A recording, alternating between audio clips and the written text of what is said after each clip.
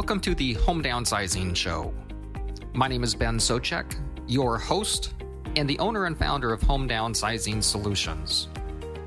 With the Home Downsizing Show, I want to provide you the information and resources to make the downsizing of your house stress and hassle-free. So sit back and enjoy the show. Thank you for joining us.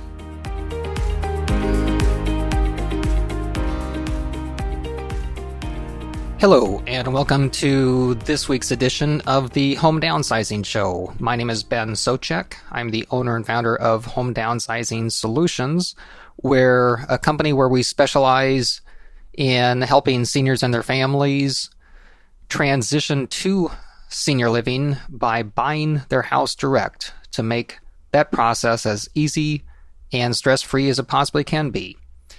On this week's edition, I would like to continue with the series of downsizing that I started a couple weeks ago. And on this week's show, I'd like to discuss preparing your house for sale. If you have decided to go ahead and sell your house and are looking to downsize, some of the things that a person needs to do to prepare your house for sale. The first thing that should be done is to take a good look at your house. Not as a homeowner that you are, but as a potential buyer that you want to attract to buy your house. If you have lived in your house for more than 5 or 10 years and haven't performed any improvements, chances are others may see some dated aspects to your house. Over the years, I have heard hundreds of homeowners say one of the following. 1, but if I update it, the new buyer will probably just change it anyway. 2, I most likely won't update it the way someone else would want. 3, the buyer is not buying a new house. This house is just fine the way it is. 4, if I put more money into the house, I probably won't get it back out of the house when I sell. And 5, if I update the house, I just as well stay here. One thing I have learned over the years is that most buyers have no imagination. If they walk into a house and don't like it the way it is, they will simply go on to the next house. Even though some of us know that some paint and floor coverings can make a big difference, most buyers just don't have the vision to see what can be done or just don't want to worry about it. Most buyers want to buy a house, move in, unpack, and live in the house, period. One of the other things that a lot of buyers do is to look at new homes.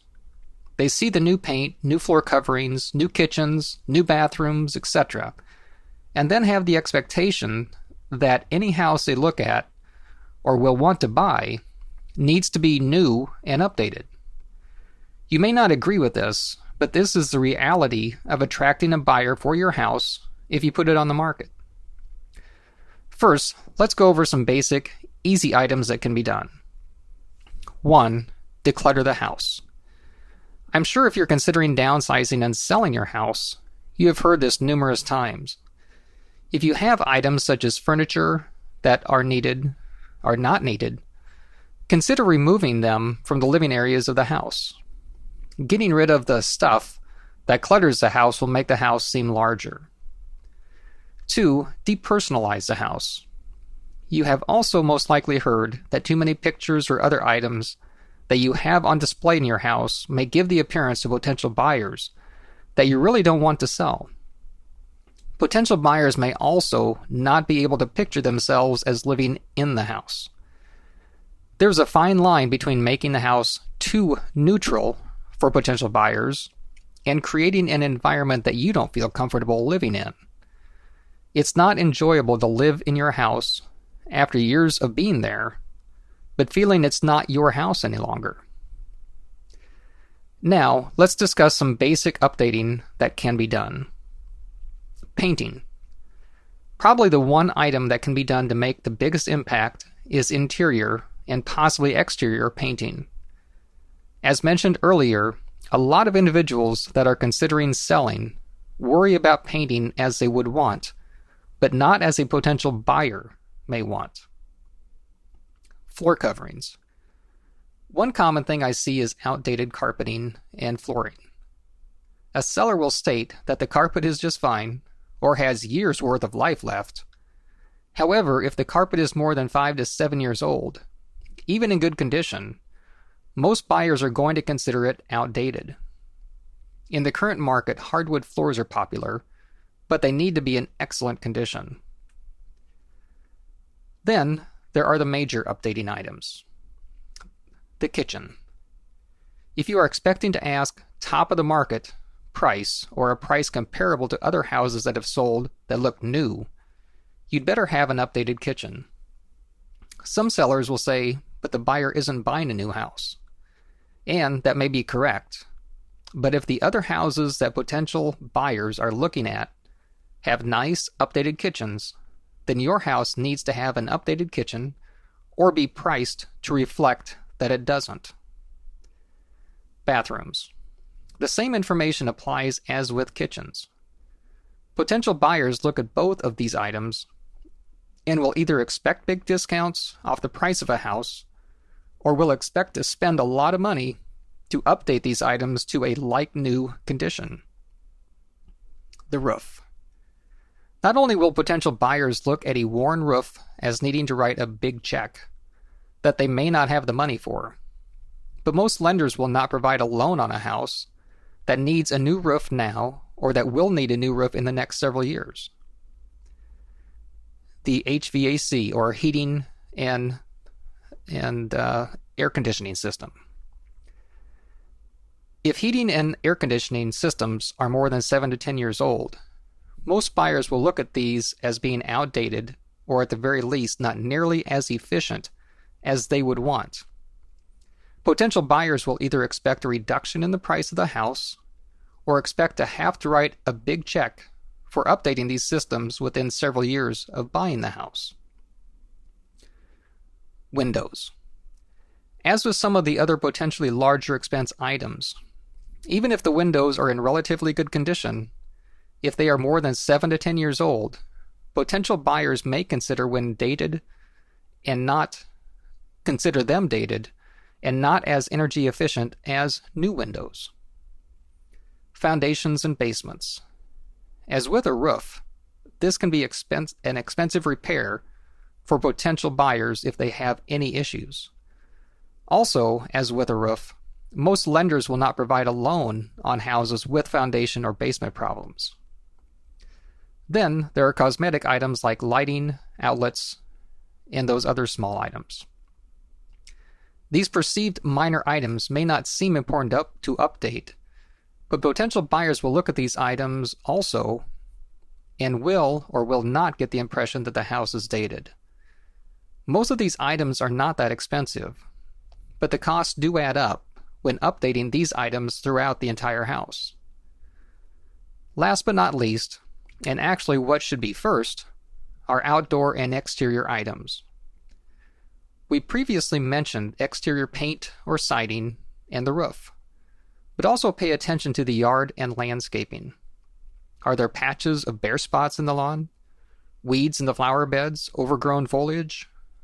Also pay attention to the driveway, patio, or deck, if applicable. If concrete surfaces like driveways and walkways are cracked and uneven, this may prevent a lender from providing buyers a loan on the house. As a general rule, if you expect to price your house at or close to the top of the market for the house needs to be nice.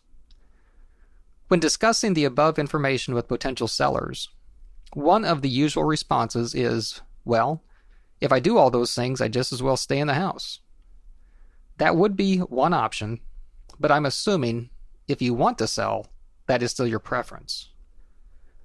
One other statement I often hear is, I think I can just put some new paint and carpet in, and the house will look just like new. To most potential buyers, this is not accurate. Or, a seller will ask, what are the items that I really need to do? Because I don't want or can't afford to do everything. When considering what updates to do or not to do, I usually tell a seller to either do everything or do nothing. If potential buyers walk into a house with only some updates done, they will immediately see the items that have not been updated. I learned years ago that even if a house has new paint, new floor coverings, a new kitchen, new bathrooms, but does not have updated lighting or other small items, those items are the first thing the potential buyers see when they walk in a house. So if a house is priced to reflect a nice, updated condition, it better be nice. Otherwise, the price of the house needs to reflect its current condition to give potential buyers a reason to be interested in it. If a house that needs updating is priced as if it were completely updated, most buyers are just going to move on and look at the next house on their list. So to end this week's show, I'd like to go back to one thing that I mentioned initially. Take a step back and place yourself into the mind and shoes of someone coming to take a look at your house.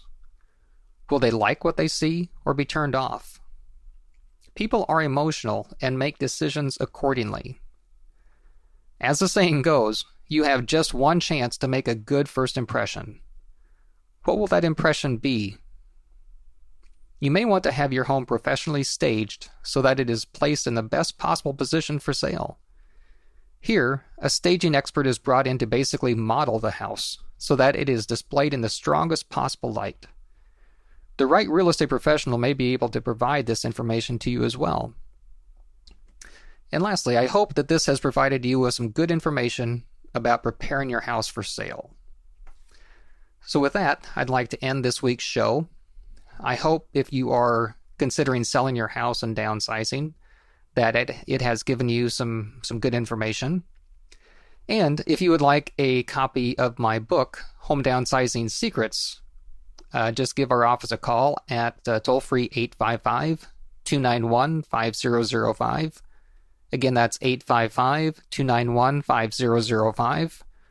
Or go to homedownsizing-secrets.com. Thank you for listening this week, and look forward to talking to you next week. Thank you.